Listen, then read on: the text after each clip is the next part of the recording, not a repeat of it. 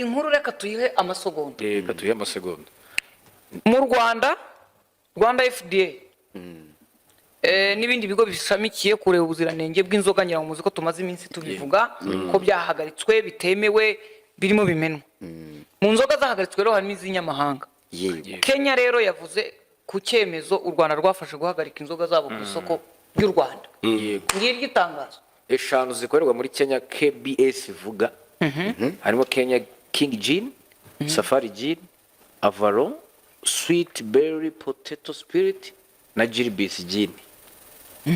Bakavuga inganda zizikora zose zirimo muri iriya tangazo. Hanyuma iki kigo cyo muri Kenya gitsura ubuziranenge kikavuga ko izi nzoga zose zujuje ubuziranenge.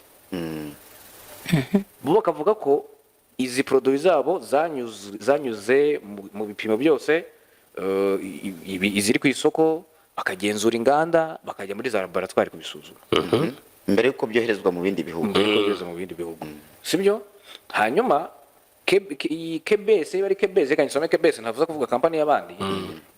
Iyo nta ivuga ko yapimye urugero rwa alcohol kunywa inzoga nabyo byarazamutse abazinywa agatama barazamutse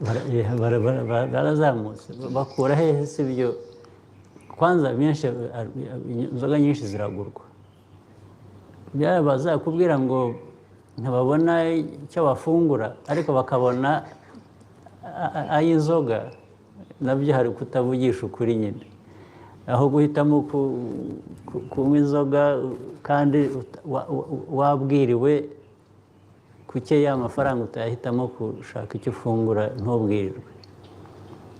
Urumva byose biterwa no mu mutwe w'abantu. Stress rero hari stress nyayo nyakuri abantu bagira. Nganda ziri hano Kanzenze ziri mu baturage twibaza ngo izo nganda zihabwa ibyangombwa nande umuturage arubaka ahantu hadakwiye kubakwa tukamusenyera ariko umuntu yashyira uruganda hariya mu buryo budasobanutse kuki ibyo mutabishyira hasi kuko ntabwo ndimo kwibaza ngo nibiki. Ikibazo nge nkunda kuvugana n'ubu ntarabona igisubizo. Rimwe baratubwira mu bihe by'imvura ngo amazi arasenyera abaturage. Tumaze iminsi dukora ku bikorwa bijyanye n'ibiza tubona aho amazi yasenyeye abantu pe. Amazi rimwe ni menshi ubundi abaturage ntayo bafite.